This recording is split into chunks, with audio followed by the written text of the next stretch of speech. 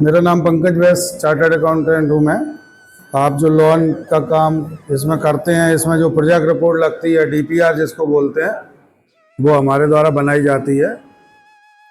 तो जैसे कि पीएमएफएमई के अंतर्गत आपको पता है कि जो भी एक्टिविटी हम करना चाहते हैं या जिस तरह की भी इकाई हम लगाना चाहते हैं, उसमें 30 लाख रुपए तक के प्रोजेक्ट को हम इसमें लगा सकते हैं। इसमें आपको मैन्युफैक्चरिंग यूनिट लगाना है, चाहे वो हम मसाला उद्योग हो, चाहे आटा प्लांट हो, चाहे तेल का काम हो, या हम डेयरी प्रोडक्ट हो। इस टाइप का कोई भी प्रोडक्ट हम इसमें लगा सकते हैं। इसमें 35% सब्सिडी शासन की ओर से दी जा रही है, मैक्सिमम 10 लाख रुपए।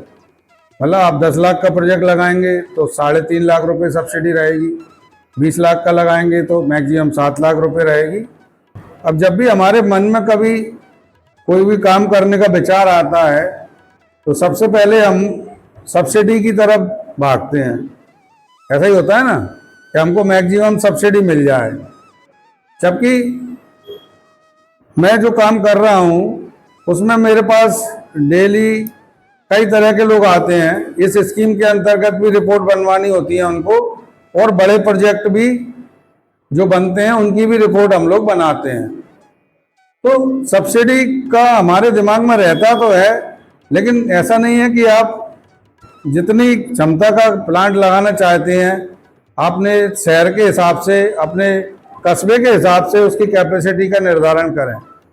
क्योंकि ऐसा नहीं है कि सिर्फ सब्सिडी लेने के लिए हम कोई बड़ा प्रोजेक्ट लगा लेते हैं और ना तो फिर हम प्रोजेक्ट रिपोर्ट तो बनवा लेते हैं 25 लाख की, और बैंक में जब जाते हैं तो 3-4 जगह बैंक में चक्कर लगाते हैं, फिर वो उतना उसको लोन को अप्रूव नहीं करते। क्योंकि इसमें क्या है, गवर्नमेंट की एक स्कीम है कि आपको बिना प्रॉपर्टी की गारंटी के बैंक फंडिंग कर देती है। तो मैंने जहाँ तक देखा है, या बैंकों से भी जो हमारी मीटिंग होती है मैनेजर्स वगैरह से, उसमें उनका भी एक सोच होता है कि सर 10 लाख तक के जो प्रोजेक्ट होते हैं उनको हम थोड़ा आसानी से कर देते हैं, बिना कोई प्रॉपर्टी लिए, बिना कोई प्लॉट लिए, बिना कोई मकान लिए। और उसके ऊपर अगर होते हैं तो फिर हम उस पार्टी की हैसियत या नेटवर्थ बोलते हैं इंग्लिश में इसको, हैसियत देखते हैं। भाई आपका उसी जगह जहां आप रहते हैं वहीं पर बैंक में खाता है, तो उसको आपके बारे में सारी जानकारी रहती है कि कितना आपका डिपॉजिट है, कितने बैंक अकाउंट है परिवार के, कितनी आपकी एफडी वगैरह है। तो उन सबको देखते हुए मैनेजर या बैंक में जो भी ऑफिसर है वो डिसाइड कर लेता है कि इनको इतना देना चाहिए या इससे ज़्यादा नहीं देना चाहिए। या सपोज एक आप प्रोजेक्ट ऐसा लगा रहे हैं जिसमें मैनेजर को ऐसा समझ में आ रहा है कि हाँ वास्तव में इस कस्बे के हिसाब से, इस तहसील के हिसाब से ये जो प्रोजेक्ट लग रहा है इसमें वास्तव में इनकम आ सकती है, या वो उस कस्बे के लोगों को उसकी इम्पोर्टेंस समझ में आए और उस प्रोडक्ट को वो वहाँ की वहाँ परचेज करें, तब तो उनको लगता है कि वास्तव में ये जो प्रोजेक्ट लगाया जा रहा है ये चल जाएगा। मैनेजर को कई चीज़ें ध्यान रखनी होती हैं कि प्रोजेक्ट 5 साल चलेगा, 3 साल चलेगा, नहीं चलेगा। आप ऐसा नहीं सिर्फ लोन लिया, सब्सिडी आ गई और 2 महीने बाद प्रोजेक्ट को बंद कर दें। क्योंकि हमने देखा है विगत वर्षों में गवर्नमेंट ने इन्हीं सब की वजह से सब्सिडी की जो किस्तें हैं उसको भी किस्त वाइज कर दिया है। जैसे हम एमएसएमई में बड़े प्रोजेक्ट में जाएं तो 40% सब्सिडी है, उसको 10% 4 बार देते हैं। अब ऐसा नहीं है कि 40% आपको पहले ही दिन दे दी और फिर 1 साल 2 साल बाद बंद कर दिया प्रोजेक्ट। अभी हमने देखा है भोपाल में जब जो डिपार्टमेंट सब्सिडी देता है उसकी जब ऑडिट हुई तो जो दिल्ली की जो टीम आई थी उन्होंने कम से कम 7 करोड़ रुपए की सब्सिडी वापस ली है। वापस लेने के लिए उन उद्योगों को लेटर लिखा है, क्योंकि उन्होंने अपने स्तर पर जांच की, उसमें ये पाया कि सब्सिडी तो प्रदान कर दी गई लेकिन वो प्रोजेक्ट चालू ही नहीं थे। और वहाँ सबसे मेन जो कंडीशन है वो यही है कि आपका प्रोजेक्ट चालू रहना चाहिए, तभी आप सब्सिडी के लिए पात्र हैं। तो यहाँ पर हम अपने दिमाग में ऐसा एक प्रोजेक्ट लगाएं जिसमें हमको पता हो कि उस कस्बे की पूर्ति वो कर सकता है, या हमारा कोई बहुत अच्छा ऐसा प्रोडक्ट निकल के आ रहा है जो हम आसपास के कस्बों में भी दे सकते हैं, या हम उस जिले में भी कुछ लोगों को सप्लाई कर सकते हैं। जैसे मैंने अभी देखा कि एक जगह अगरबत्ती बनने का काम होता है, तो उनका बहुत अच्छी अगरबत्ती चल रही है। हालांकि अपने यहाँ शायद इसमें नहीं आता होगा, खाद प्रसंस्करण में नहीं है, लेकिन मैं एक एग्जाम्पल दे रहा हूँ। आप आटा बना रहे हैं या मसाला बना रहे हैं, आप उसकी पैकिंग अच्छे से कर रहे हैं, तो आपके लोकल कस्बे के चारों तरफ भी जो कस्बे हैं उनमें भी अगर आप अपनी सप्लाई दे पा रहे हैं तो निश्चित ही है आपका प्लांट चल जाएगा। भाई यहाँ भी जैसे एक दो मसाला बड़ी फैक्ट्री लगी हुई है, उन्होंने भी बहुत छोटे लेवल से काम चालू किए थे। आज उनकी करोड़ों रुपए की फैक्ट्री है और अकेले गुना में ही नहीं पूरे एमपी में वो मसाला सप्लाई करते हैं।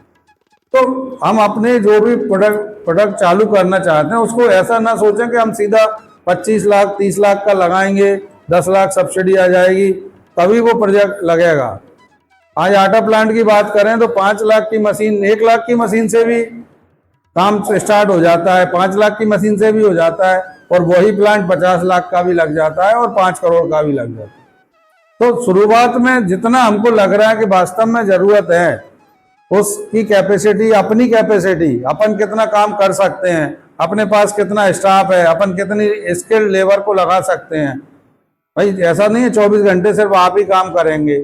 अब कोई महिला उद्यमी है तो वो निश्चित ही अपने साथ स्टाफ लगाएंगे उसको काम करने के लिए, मसाला बनाने के लिए, या जो खड़ा मसाला आप लेंगे, कोई भी प्रोडक्ट लेंगे उसको आप पीसेंगे तब आप उसको मसाले, अब जैसे बरसात का टाइम है तो आपको निश्चित ही हाल के हाल पैकिंग करके ही उसको आगे बढ़ाना पड़ेगा। ऐसा नहीं आप लूज मसाले नहीं बेच सकते या लूज आटा भी नहीं बेच सकते।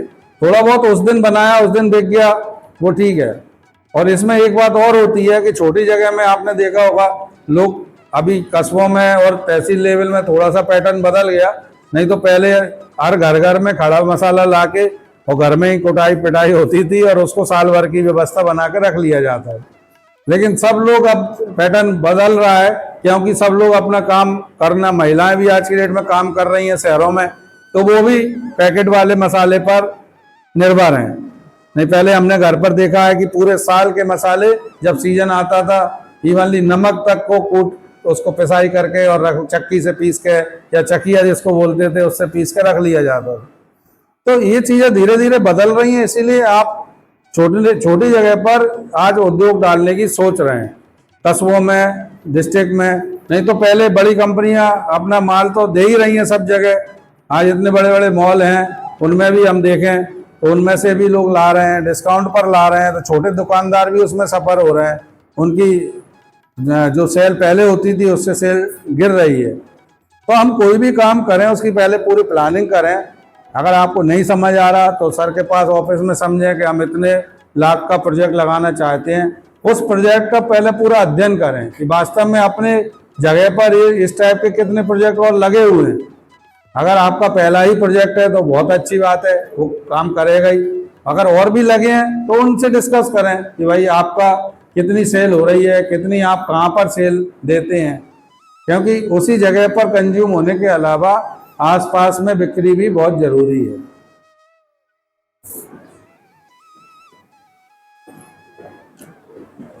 अब हम जैसे बैंक की बात करें तो हम कोई भी रिपोर्ट लेके बैंक में जाते हैं। बैंक जनरली हमको 5 साल या 7 साल, ज़्यादातर 5 साल के लिए लोन देते हैं। तो जो भी 10 लाख का प्रोजेक्ट बनाया आपने, 10% मार्जिन आपसे लेंगे, 9 लाख रुपए आपको बैंक से मिलेगा। 5 साल में आपको रीपेमेंट भी करना है। और सब्सिडी अगर आ गई तो सब्सिडी भी वो 3 साल के बाद ही एडजस्ट करेंगे। हाल की हाल ऐसा नहीं कि आपका लोन में ही एडजस्ट कर दिया। हाँ, हो सकता है जो सब्सिडी का अमाउंट है उसके ऊपर आपसे ब्याज नहीं लेंगे, लेकिन आपको 3 साल 4 साल 5 साल उस कोई भी यूनिट को चलाना ही पड़ेगा। ऐसा नहीं आज सब्सिडी आ गई और कल अपन ने बंद कर दिया और 5 लाख रुपए लोन हम नहीं पटा पा रहे हैं। अब कोई ने भी प्रोजेक्ट अपना लगाया, उसमें जिसकी भी गारंटी है और खुद के नाम की जो भी, उन्होंने ऐसा ना समझा कि हमारी प्रॉपर्टी नहीं लग रही, बैंक से लोन ले लिया, अगर हमने वापस नहीं किया तो फिर से आपको मिल जाएगा। आपकी एक बार सिबिल खराब हो गई तो फिर आपको ज़िंदगी में कभी लोन नहीं मिलेगा। तो बैंक आजकल इसी वजह से लोन दे रही है कि एक तो गवर्नमेंट गारंटी ले रही है, आपसे कुछ उसकी फीस ली जाती है, 1% एक्स्ट्रा, क्रेडिट गारंटी स्कीम है गवर्नमेंट की, उसमें आपसे 1% एक्स्ट्रा पैसा लिया जाता है वो ऊपर सेंट्रल गवर्नमेंट को भेजा जाता है। जब कभी कोई लोन चुकाने में असमर्थ होता है तो बैंक उसकी पूर्ति गवर्नमेंट से करती है। आप ऐसा ना सोचें, क्योंकि बैंक को तो अपना पैसा चाहिए ही चाहिए, तो वो आप अगर लोन वापस नहीं करेंगे तो वो पैसा गवर्नमेंट से बैंक ले लेती है, उसी का वो 1% आपसे एक्स्ट्रा लेते हैं। तो हर महीने की जो किस्त है वो आपको टाइम पर देना है। अगर आपने कोई भी किस्त 90 दिन के बाद तक नहीं दी तो आपका खाता एनपीए हो जाता है, मतलब खाता खराब हो जाता है, और वो खाता आपकी सिविल में अपने आप दिखने लगता है। तो आगे कभी भी आप लोन लेने जाएंगे तो आपको वो दिखेगा ही।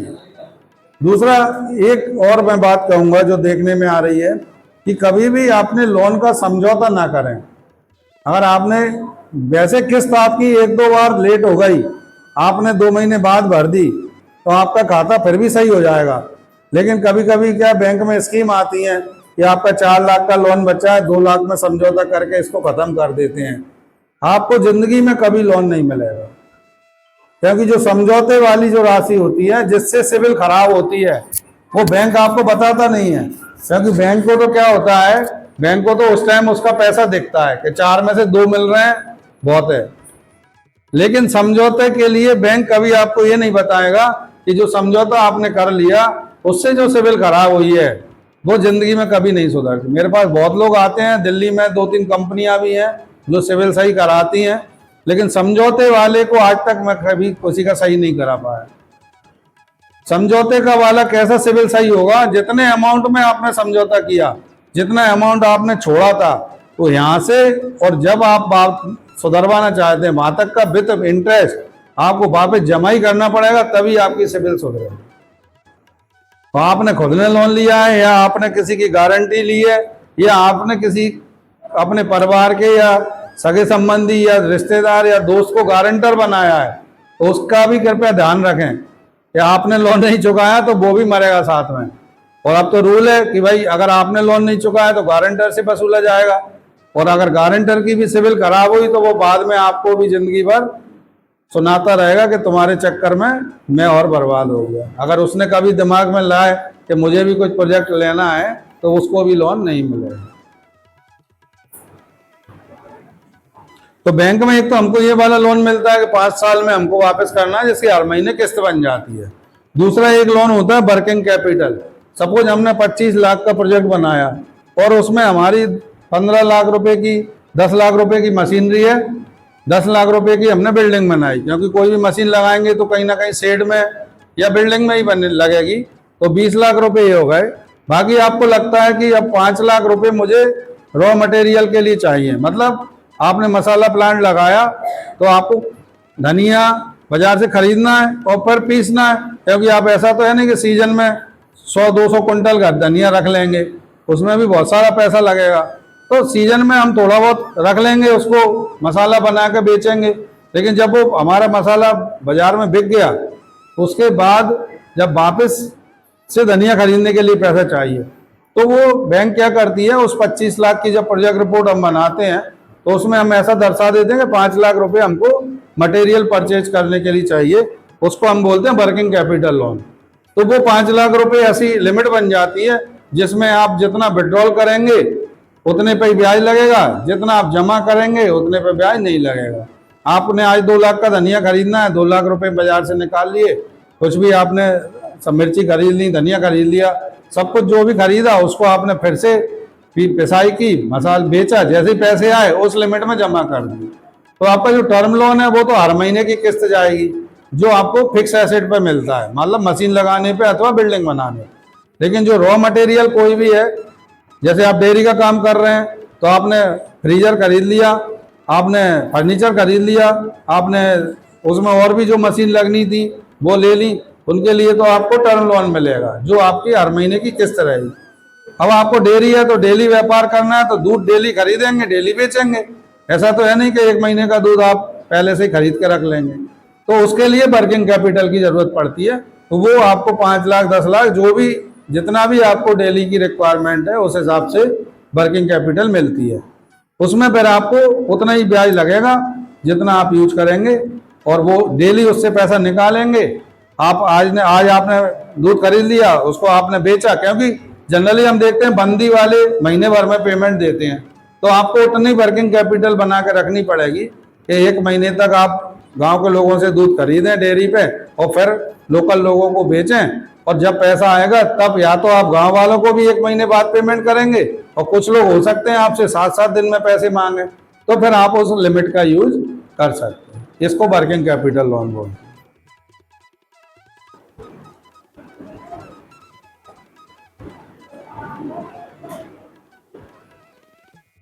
अब जैसे मैंने अभी बताया कि क्रेडिट गारंटी में, जैसे अभी आपका मुद्रा योजना चल रही है, या credit guarantee collateral free loan इसको बोलते हैं। मुद्रा में भी क्या है कि 5 लाख पहले था, अभी 10 लाख कर दिया, उसमें लेकिन कोई सब्सिडी नहीं है किसी तरह की। यहाँ तो हम आपको सब्सिडी भी दे रहे हैं इस पर, उसके द्वारा आप नॉर्मल कोई काम करते हैं तो मुद्रा लोन मिल जाता है। आपने छोटा सा काम डाला, बैंक मैनेजर आपका काम देखेगा, आपको लग रहा है उसको कि दुकान में बहुत अच्छा स्टॉक है, तो आपको 5 लाख रुपए ऐसे दे देंगे। उस पर आपको कोई प्रॉपर्टी नहीं देनी, लेकिन आपको उस पर कोई सब्सिडी नहीं मिलती मुद्रा लोन में।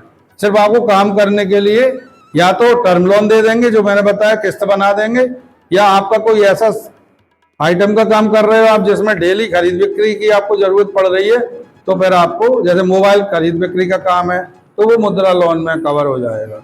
यहाँ पर तो हम फिक्स यूनिट है हमारी, जिन पे हम काम करेंगे, जिनको लगाएंगे, तभी हमको खाद्य प्रसंस्करण से संबंधित जो भी यूनिट है वो यहाँ पर हम लगाते हैं। अभी सर जैसे बता रहे थे कोल्ड स्टोरेज की बात कर रहे थे, अभी जो हमारे मेरे से पहले जो सर बात कर रहे थे, उसमें देखिए कोल्ड स्टोरेज की हम बात करें तो बहुत सारे कोल्ड स्टोरेज आजकल लग गए, हमने भी कई सारे लगवाए। आज की वो तो 5-5, 6-6 करोड़ के प्रोजेक्ट हैं, लेकिन आप अपनी जगह पर अगर कोई ऐसा छोटी कोई फसल आपको लग रही है गांव में बहुत अच्छी हो रही है, उसके लिए आप छोटा कोल्ड स्टोरेज भी बनवा सकते हैं। वो 10 लाख 15 लाख रुपए में आप बन जाता है, 20 लाख रुपए में बन जाता है, वो भी खाद्य प्रसंस्करण के अंतर्गत ही आएगा। तो सर उस पर भी अपन सब्सिडी दे सकते हैं ना, क्या मनोज सर? उस पर भी सब्सिडी दे सकते हैं ना, छोटी जगह जैसे कोल्ड स्टोरेज बना दिया, मान लो वहीं पर रखा, स्टोर करा, और वो हाँ। तो जैसे अभी मैं बताऊं कोलारस का उदाहरण, कोलारस में टमाटर आपने सुना होगा बहुत होता है, सारे लोग वहाँ टमाटर की खेती करते हैं, और रात को कानपुर यूपी जाता है वहाँ का पूरा टमाटर, तो ट्रक के ट्रक 100-125 ट्रक जब सीजन में 100 ट्रक भर के वहाँ से जा रहे हैं। अभी जैसे वहाँ पर लोगों ने एक यूनिट लगाई है जो जिससे टमाटर के उससे उसका पाउडर बनाते हैं, मतलब टमाटर का पाउडर। जैसे आपने सूप पिया होगा होटल में, तो वो क्या करते हैं, ताज़ा टमाटर की जगह वो पाउडर से बना देते हैं, सूप पाउडर डाल देते हैं, जिससे सूप थोड़ा सा गाढ़ा बन जाता है। तो उन्होंने एक ऐसी यूनिट लगाई है शिवपुरी में कि जो बड़ी यूनिट है, हालांकि वो तो जितने सारे सब्जी फल हैं उसका वो पाउडर बना रहे हैं, और उस पाउडर की कीमत कई गुना महंगी बिकती है। फिर टमाटर 10 रुपए किलो 20 रुपए किलो मिल रहा है, और वो 200-300 रुपए किलो बिक रहा है। तो जहाँ पर जो फसल है आजकल उसकी यूनिट वहां लगने लगी। जैसे सीताफल जहाँ होता है वहां पर उसका गुदा निकाल के और उसके पैकेट तैयार करने लगे। जैसे इस टाइप से चीजें बन रही हैं। तो आपके अगर कस्बे में, गांव में कोई ऐसी फसल हो रही है जिसको हम स्टोर कर सकते हैं 25 दिन 30 दिन, तो आप उस टाइप की छोटा कोल्ड स्टोरेज बना सकते हैं। जैसे अभी यहाँ पर हमने एक जन का बनवाया है, 20 लाख रुपए का ही बन गया। उसमें वो ड्राई फ्रूट का काम करते हैं, मतलब मेवे का। तो मेवा क्या होता है, वैसे खराब हो जाता है, 1 महीने 2 महीने रखा रहेगा। या वो क्या करते हैं, जब सीजन आता है तो सस्ते में मेवा खरीद लिया, और फिर वो 2-3 महीने 4 महीने रखा रहा, और फिर आराम से उसको धीरे धीरे बेचते रहते हैं। तो वो कोल्ड स्टोरेज में ठंडा बना रहेगा, और आपको इतना 6 करोड़ वाला कोल्ड स्टोरेज लगाने की जरूरत नहीं होगी। जैसे प्याज का बनता है एक, वो अलग तरीके का बनता है। केले का बनता है, अभी एक म्याना पे यहाँ पाटई के आगे केले का बनाया छोटा सा 8 लाख रुपए का। उसमें वो केला स्टोर करते हैं और बाद में मार्केट में जैसे पक जाते हैं तो थोड़ा सा सप्लाई। तो इस टाइप की यूनिट भी हम छोटी छोटी यूनिट लगा सकते हैं। डेयरी में जैसे है ही, हर गांव में हर मोहल्ले में डेयरी की जरूरत है भाई। दूध तो हर व्यक्ति को चाहिए ही, उस पर आप ब्रेड रख ली, दूध रख ली, और भी आइटम रख लिए, आपका क्या बोलते हैं, पनीर है, मावा है। अब इतने सारे त्योहार आने वाले हैं जिसमें आपकी सेल बढ़नी है, तो इस टाइप के प्रोडक्ट भी हम छोटे छोटे यूनिट लगा सकते हैं। तो कहने का मतलब ये है कि आप सबसे पहले प्लानिंग करें और फिर उसकी ही तैयारी करें। ऐसा नहीं कि सीधा 25 लाख सब्सिडी के चक्कर में ना जाए। 25 लाख 30 लाख के प्रोजेक्ट लगाने में उस हिसाब से अपन छोटा प्लांट लगाएंगे और बाद में वो चल जाए तो उसको बढ़ाने की भी व्यवस्था रहती है। ऐसा नहीं कि मतलब सीधा अपन 30 का ही जाए। अपन 10 लाख का लगा लिया, उसी में 1 यूनिट और बढ़ा ली। यहाँ पर कई सारे ऐसे प्लांट हैं जो छोटे चालू किए थे और बाद में उसको बड़ा बढ़ा के आज फैक्ट्री के रूप में वो चला रहे हैं। तो ये सब व्यवस्थाएं इसलिए कि मैं आपका लोकल जो बैंक है, आपके यहाँ पर जो भी बैंक है, वो भी आपको फाइनेंस कर देगा। आपको गुना शहर में चक्कर नहीं लगाने पड़ेंगे, क्योंकि जहाँ आजकल सब जगह बैंक है। आप राधोगढ़ में हैं तो वहाँ भी बैंक है, साडा कॉलोनी में भी है, या बमोरी है, परवा है, सब जगह बैंक हैं। SBI तो लगभग सब जगह है ही, और अब दूसरे बैंक भी सब जगह, R1 में ही आज दूसरे बैंक पहुँच गए, यूनियन बैंक है, राधोगढ़ में भी पंजाब नेशनल बैंक है। तो ये सब सारे बैंक है, कैनरा बैंक है। तो इन सब बैंकों में हम अपनी प्रोजेक्ट रिपोर्ट दिखाएंगे तो निश्चित ही अगर वो आपका प्रोजेक्ट उनको पसंद आता है तो वो उसको फाइनेंस करने में जरा भी देर नहीं लगाएंगे। लेकिन आप अगर 30 लाख का लेके जाएंगे तो हो सकता है वो आपसे कहें प्रॉपर्टी दीजिए। अब गांव की प्रॉपर्टी में क्या होता है, कोलेट्रल के लिए वो उपयुक्त नहीं होती। क्यों? क्योंकि उसकी परमिशन नहीं होती। अब गांव में हमारा प्लॉट पड़ा है, जगह पड़ी है, 10 बीघा जमीन पड़ी है, उसी पे हमने घर बना लिया, तो उसमें ना परमिशन होती ना कुछ होता। तो वो इसलिए वो हमको कोलेट्रल के रूप में रखने के लिए वो काम नहीं आती। और आपके पास जो एग्रीकल्चर जमीनें हैं उस पर सिर्फ KCC बन पाता है, उसको भी बैंक दूसरे व्यापार में नहीं ले पाते। ये जो व्यापार की यूनिट आप लगा रहे हैं ना, इसमें नहीं लेंगे, वो आपको KCC तो बना देंगे उस पर, ये रहता। तो वो KCC तो आपको ये है कि फसल पे बना रहे हैं, वो उस हिसाब से रहती है। तो ये इस टाइप की बैंकिंग व्यवस्था है। दूसरा, इसमें हम थोड़ा सा इसका अकाउंटिंग भी रखें, जो भी हम सामान ला रहे हैं, बेच रहे हैं। क्योंकि कई बार क्या होता है, जब हमको बाद में 1 साल 2 साल बाद ऐसा लगा कि हमको अपनी यूनिट को बढ़ाना है, तो फिर बैंक आपसे पूछेगा कि भाई आपने 2 साल 3 साल में कितना बिक्री की, कितना खरीद किया, क्या आपका प्रॉफिट है, क्या आपने इनकम टैक्स रिटर्न भरा कि नहीं भरा। वो उन 2 सालों के पेपर या 3 साल के पेपर के बेस पर ही फिर आपको आगे यूनिट देगा, आगे और बढ़ाने की लोन देगा। तो उसमें आपको अपने परचेज जो भी आप कर रहे हैं उसका हिसाब किताब कच्चा रख लें, भले ही जो सामान आप बेच रहे हैं उसका भी एक हिसाब किताब रख लें, तो जिससे तभी पता लगेगा कि आपको कितना प्रॉफिट हो रहा है। आप उसके लिए आपको जरूरी नहीं कि किसी वकील या CA की जरूरत है। इतना हिसाब तो हर आदमी रख ही सकता है, थोड़ा बहुत जो पढ़ा व्यक्ति है वो भी रख लेता है। आपने 10,000 का सामान 1 लाख का सामान खरीदा, 1 महीने में 2 लाख की बिक्री कर रहे हैं, उसमें 20-30 हज़ार के खर्चे हो गए, भाई 30,000 रुपये मुझे इस महीने मिले। अब मैं उसी हिसाब से अगले महीने की प्लानिंग कर सकता हूँ। या त्योहार आ रहा है तो मैं अपनी और ज़्यादा सामान खरीद लूँ, ज़्यादा सामान बेचूँ। क्योंकि हर जो प्रोडक्ट है उसका ऐसा नहीं 12 महीने एक सही रहेगा, कुछ आइटम को छोड़ दें, बाकी तो वो त्योहार के हिसाब से उसको बदलता रहता है या उसके सीजन के हिसाब से बदलता रहता है। तो इस टाइप का आप अपनी अकाउंटिंग खुद कर सकते हैं, जिससे आपको आगे लोन को बढ़ाने में, अपनी यूनिट को बढ़ाने में मदद मिल सकती है। अभी आपका और कोई क्वेश्चन हो तो आप बताएं, कुछ आपको मेरे से पूछना हो तो मैं जवाब उसका देने की कोशिश करूँगा। आपको कोई प्रॉब्लम आ रही हो लोन में या उस टाइप से कि आपको प्रोजेक्ट कैसे समझा जाए, कैसे प्लानिंग की जाए, उस टाइप की कोई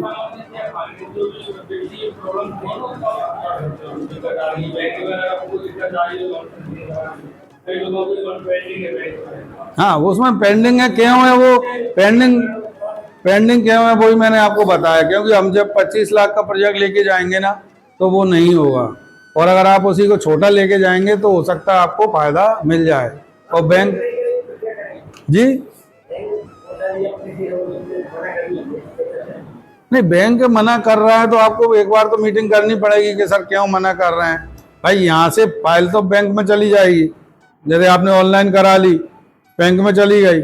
अब उस बैंक में कई सारे रीजन हो सकते हैं मना करने के। हो सकता है उनके कुछ सर के द्वारा जो टारगेट दिए जाते हैं वो उस बैंक के पूरे हो गए हों, तो दूसरे बैंक के अगर टारगेट खोले हैं तो वहां पे जा सकते हो आप। या उस बैंक को पहले से ही वो बड़ी बैंक है और उनने पहले ही अपने टारगेट पूरे कर लिए हैं बड़े बड़े प्रोजेक्टों के माध्यम से, तो कई बार इसलिए भी बैंक मना कर देती है, क्योंकि बैंक को तो फाइनेंस करना है। कई बार जैसे आप ये जो जितने भी डिपार्टमेंट है उनकी कलेक्टर सर के साथ मीटिंग होती है, उनमें भी बैंक वालों को बुलाया जाता है, उनमें भी बैंकों को बोला जाता है कि भाई आप छोटी छोटी यूनिटों को भी फाइनेंस करें। ऐसा नहीं कि सिर्फ बड़ी बड़ी यूनिटों को ही फाइनेंस करें। बड़ी यूनिट को तो वो इसलिए अच्छे से कर देते हैं कि शहर की पार्टी है, जितना लोन दिया उससे दोगुनी उनने प्रॉपर्टी रख दी तो वो बड़ा प्लांट लग जाता है, ऐसा रहता है। तो आप उनसे एक बार समझें, और नहीं है तो दूसरे बैंक में एक बार ट्राई करें, दूसरे बैंक से बात हो जाए। ज्यादातर कोशिश आप ये करें कि जो भी आपने प्रोजेक्ट बनवाया है उसका पहले बैंक में बात कर लेंगे, फिर यहाँ से जब एप्लीकेशन उसको भिजवाते हैं तो उसी बैंक का नाम डाल के भेजें। उससे क्या होगा कि आपका जैसे एक बैंक में पड़ी है 10 दिन तक, फिर उस बैंक ने मना कर दी, फिर वहां से वो कैंसिल होगी, फिर आप यहाँ आएंगे मनोज सर के पास, फिर वो दूसरे बैंक के लिए फिर से उसको सबमिट करेंगे, फिर इसलिए वो चक्कर चलाने में क्या है कि वो 10-15 दिन 20 दिन खराब हो जाता। आपका कोई प्लान है, आपने प्रोजेक्ट रिपोर्ट बनवा ली, आप उस बैंक से पहले ही बात कर लें कि सर मैं एप्लीकेशन भिजवा दूं क्या, ये मैं लगाना चाहता हूं, इसमें आप मेरी क्या मदद कर देंगे, कितना लोन आप दे देंगे। प्रोजेक्ट रिपोर्ट भी उसी हिसाब से बनवाएं, ज़्यादा अच्छा है। अगर आप पहले से आपकी प्लानिंग है कि साहब 10 लाख का प्रोजेक्ट बनाना है, आप 20,000 रुपये 2 लाख रुपए आप लगा दोगे क्या, क्योंकि 10% मार्जिन तो मांगते ही मांगते हैं। ज़्यादा मार्जिन लगा दोगे, लोन कम लोगे तो और जल्दी फाइनेंस हो जाएगा। अगर किसी के पास व्यवस्था है अपनी तो कम लोन ले लें। भाई सब्सिडी तो प्रोजेक्ट पे मिलती है, उससे लोन से तो कोई मतलब होता नहीं है उसको। जी, और किसी का कोई क्वेश्चन, और किसी को कोई पूछना हो, कोई प्रॉब्लम?